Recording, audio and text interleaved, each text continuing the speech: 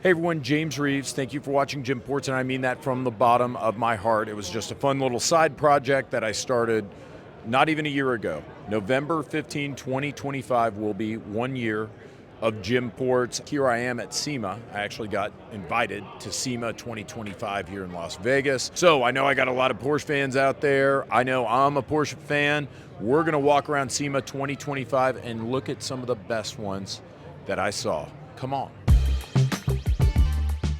I've never totally understood the Safari 911. I mean, you could just buy a Subaru Forester and a stock 911 C2 with the change you have left over. But apparently I'm alone in this because even my camera guy, Adam, said that this was one of the coolest cars at the show. This is the Russell-built Rally 911. Russell-built lives in the 964, 993 air-cooled world, and they do way more than just lift it and bolt on lights and knobbies. Did your Uncle Bubba just win the lotto? He loves off-roading, but he also likes Porsche 911s. Well, you are in luck. I'm here with TJ. TJ. We put a really big emphasis into capability.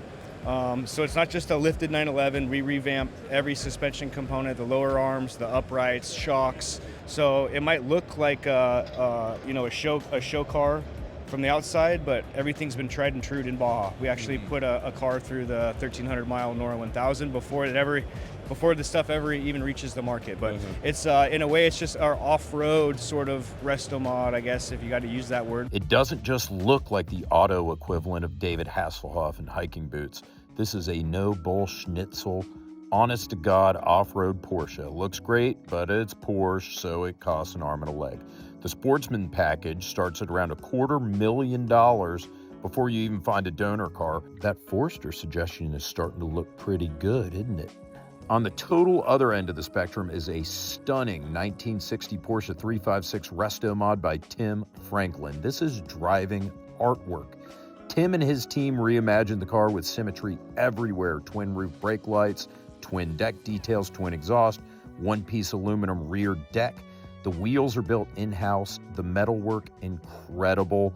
Power more than doubles from about 70 horsepower for the 356 to a back-breaking 165 HPs. Okay, so maybe the only injuries this thing is going to cause are the necks that snap when it drives by, because this is one of the most elegant, well-finished cars I saw at the show, and the judges agreed. It made the final four for Best of Show, and it took SEMA's Best Luxury and Exotic Sports Car. Worth noting, this started as a real 356, not as a kit car. Here's my sleeper hit. Call it a bargain resto mod. This is the $500,000 Project 6 Jade, a 1986 Super Carrera. This was a Super Carrera, right? This started in 86? It was 86, so it was a 3.2. To be honest, the only things left of the 86 is the trailing arms, oil tank, brake booster, engine case. So everything's kind of been massaged and reworked and kind of redefined in a way. And using kind of inspirations from different generations, different models of Porsches 911s, like the steering wheel's off of a 2020 GT3 Touring, and so the tail light's inspired by the 991, and the wheels are kind of modeled after the 917K race car, and so it's taken inspiration from a lot of different, Saw some 964 parts, I think. We use a 964 intake plenums, 964 camshafts and crank. Going back and forth with how many of these I would like to tackle, and I think 25 is a good solid number, and somewhat attainable number of cars to build, and we already have a lot of interest in as far as where we're going with it and what we're doing. So 25 cars total. I want these cars to be driven. I want them to be enjoyed. I don't want them to just collect dust and start every couple weeks just to make sure it runs.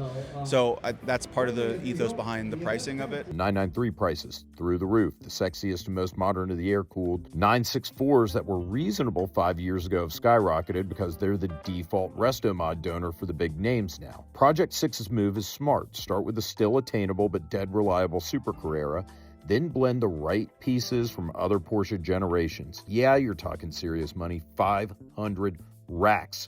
More money than my house.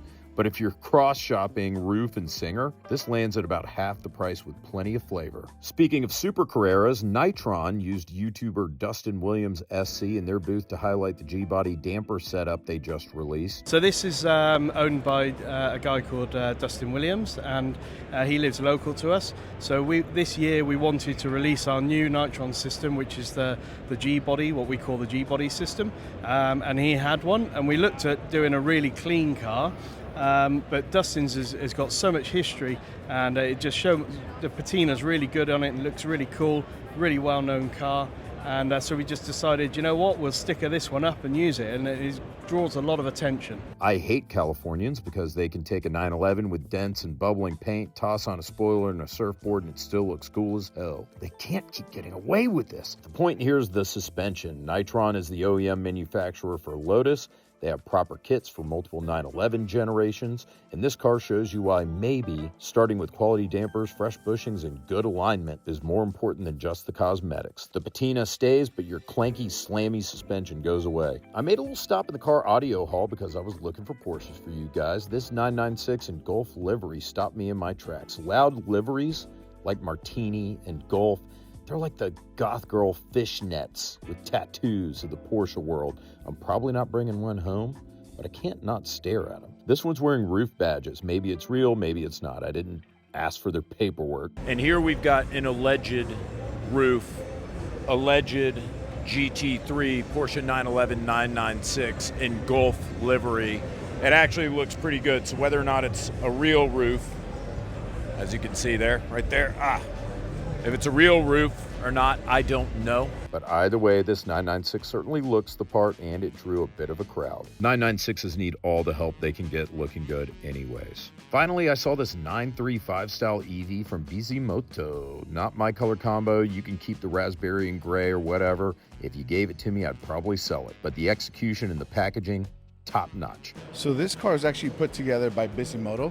So what he does conversions. He'll take a car, make it into electric, and this is exactly what he did. Normally this sits at Bisimoto's shop. He drives it a lot. It's been at the Peterson Museum a couple of times out on display, but yeah, the reaction is pretty cool. The bodywork was clean. It's a wild, modern take on a 935 silhouette for the EV curious Porsche sickos. Even if you're not an EV guy, you can appreciate the craftsmanship here. SEMA isn't a Porsche show, so there weren't a whole ton of them, but there were a handful worth looking at. My pick is the Project 6 car. You get the soul of an air-cooled Porsche with tasteful modern updates in a limited run, built to be driven, not just photographed, and it doesn't require the Shah of Iran's budget like some of the mega brand builds.